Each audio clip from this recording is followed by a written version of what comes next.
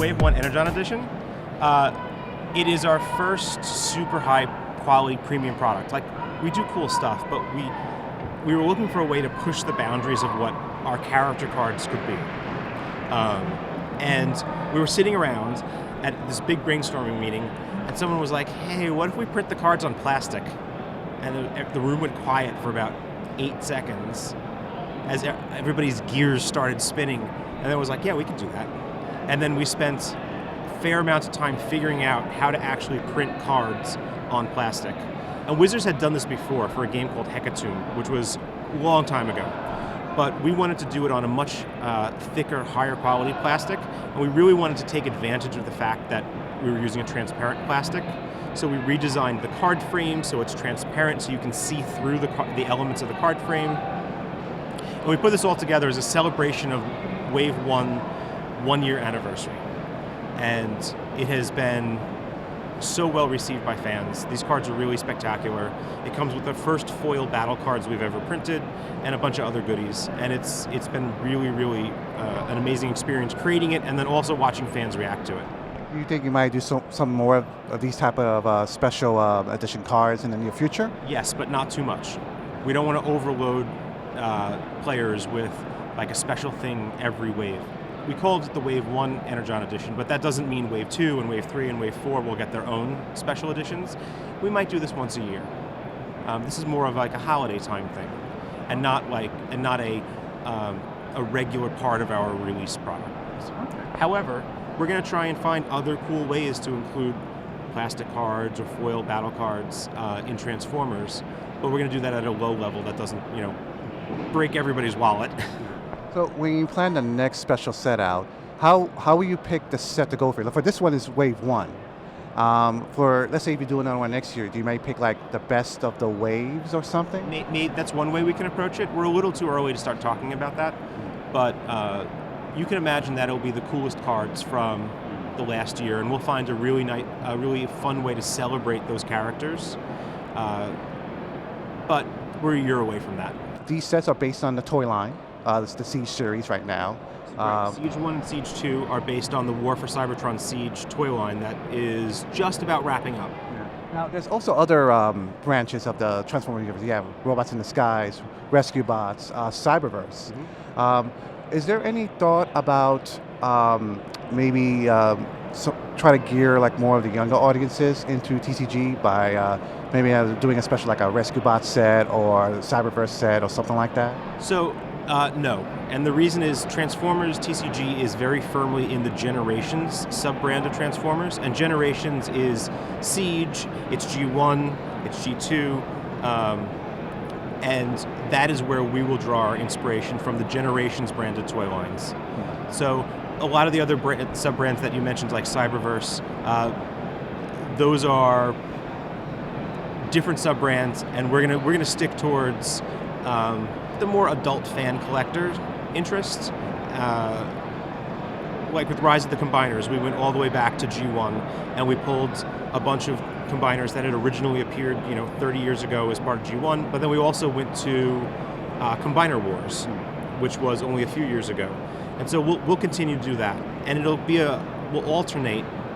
We'll do sets that are based on the current toy line, the War for Cybertron line, and then we'll alternate that with what we're calling throwback sets that will look back to the past toy lines for inspiration. Speaking of toy lines, it seems like a lot of sites have speculated about what the next sets will be after Siege.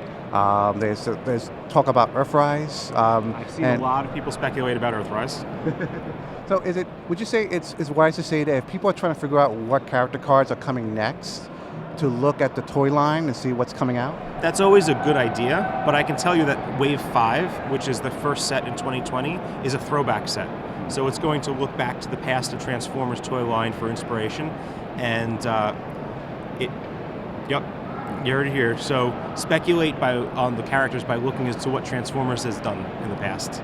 And then we'll alternate with, after Wave 5, the future will at some point we'll go back to a current toy line set, and we'll just swap back and forth. Yeah, I'm sure you got people have been asking about Beast Wars or some other stuff in previously. Yeah, there's a lot of people who, for Beast Wars is really interesting because for a lot of people, Beast Wars is Transformers. Because Beast Wars was the Transformers brands for a good number of years. So everybody who was who grew up with Transformers at that time period identifies with Beast Wars as the primary expression of Transformers. And we recognize that eventually there will be a Beast Wars set, and it'll be very cool when we do it. But that is a little bit in the future. I got a few questions about like if there's any possibility of a role-playing game coming out, being that. Like a tabletop role-playing game like Dungeons and Dragons? Yes. I have no idea. That would be very interesting. So if your fans are interested in a Transformers RPG, let Hasbro know about that, because that sounds really cool. Is there an email they can reach out to? Just go on social media and find the Hasbro account and let them know there. There's been talk online, there's been certain cards that have been banned, certain cards that have been looked at because they're worried about cards are being abused a certain way. And I know some friends have asked us to ask about research and development. How does that work exactly? When you make a set, is there at least a few months of planning? Like, how does that work exactly? So we work about 18 months ahead of time. So before a set's released, we've been working for over a year. And our philosophy for approaching TCG design for Transformers is to create a bunch of really interesting tools. And we do a lot of testing on that, but we're getting to the point where the matrix is so big, like the number of combinations of possible cards is so large that it's close to mathematically impossible to test all combinations. So that's where the skill of a game designer comes in. And every once in a while, we don't find a combination, but the crowd, the fans, because there's so many fans testing so many different combinations, will find something. And our philosophy is to step in and correct the metagame if something is a little out of whack. And recently there were some combo decks that were all powered by an engine that drew a lot of cards and played a lot of upgrades, and then used a couple of cards to swap back and forth between playing upgrades and playing actions. That got a little bit out of hand, and outside of what we want the TCG play to be like. So when that happens, we step in, and we did ban a card. We actually banned the card that allowed you, multi-mission gear allowed you to change upgrade plays back into action plays, and that allowed you to continuously chain this off. So now you can play a lot of cards in sequence. You can do a nice chain, but it doesn't go infinite. Yeah. Not in that way. Yeah. No. We want combo to exist. We want it to be a little bit slower. Combo decks are a fantastic release valve against decks that get too defensive. A deck that sits back and says, I'm not going to do anything, I'm not going to let you do anything, and eventually I will win by playing a plasma burst over and over again over many, many turns. If defense decks can overpower aggro decks that way, combo decks are the release valve, because the combo deck says, I'm not playing the game you're playing. I'm not trying to damage you in this way. You're going to take 30 turns to win? Great. I'll take 7 and you can't stop me. But then the aggro deck comes in and says, oh, combo deck, you're going to take 7 turns to win? I'll beat you in 3. And then that rock, paper, scissors metagame keeps everything stable and gives us the design space to design a lot of cool cards and a lot of really interesting cards without it having to always be a race between better offense cards and better defense cards. So Magic the Gathering tends to encourage special theme decks, like an elf deck, a knight deck, and so forth. And I noticed with Transformers the card game, we have one boat so far, Sea-Watch, and we see now text flavor for helicopters. Is that what you think Transformers the card game wants to do more of, more like these theme decks? We definitely are going to be doing more of that. And you see some of that. Some teams are well supported, like trucks and cars and planes and tanks. And those were the first 4 that we started with. And we've been slowly adding in others. Helicopter support is growing with Siege 2. We had a couple of helicopters and helicopter support cards. And you're going to see that develop over time. There aren't a ton of boats in the Transformers universe.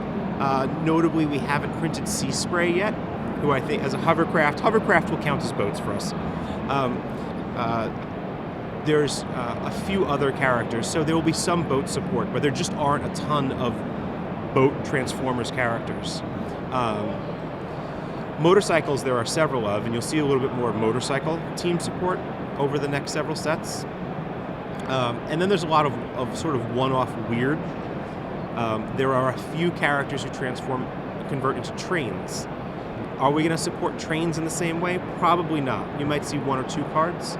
So we're going to keep, for the next year or so, the main 4 tribes. Planes, trucks, cars, tanks, and continue to support those. Give some additional support to some of those second-tier tribes, and then develop it out that way. Is there a character card, or maybe it's a battle card that you're surprised it hasn't got as much attention as it should yet? Yeah. In general, there's a whole lot of cards that interact with your opponent's hand. Things like disruptive entrance. And I'm a little bit surprised that more players haven't included them in their deck, those types of cards, because they are generally good. Fans have really gravitated towards secret actions via Shockwave, and secret actions really have kind of transformed how people play Transformers. They allow for off-turn interaction, so we're really happy to see players include those in their decks. And I would be really surprised if after this event, players still don't use the hand interaction cards, because I think there's a bunch of people here who are going to be playing that tech. So is there anything else coming out that we should be aware of? Anything we should keep our eyes and ears open for? So we're going to start talking about Wave 5 towards the end of 2019. That'll be our first set in 2020. So keep your eyes out towards the very end of this year for some teases of Wave 5. Well, thank you very much. We're very excited. I can't wait to see how this tournament plays out. Hopefully my guys will win, but we'll see. Well, there's 158 competitors. They are the best Transformers TCG players. We're going to figure out who's the best of the best today. And there's some really awesome prizes. There's Energon editions. We have the top 8 are going to get, top 4 are getting the Titan-size Omega Supreme toy. Yes. There's Jetfires we've got, and then the grand prize winner is going to be able to work with us to create a new Transformers TCG card. Excellent. And if you have any questions you would like to ask Drew in the future, please let us know in the comments below. Thank you very much, sir. Thank you for your questions. I love answering questions. Keep sending them. And we'll be back.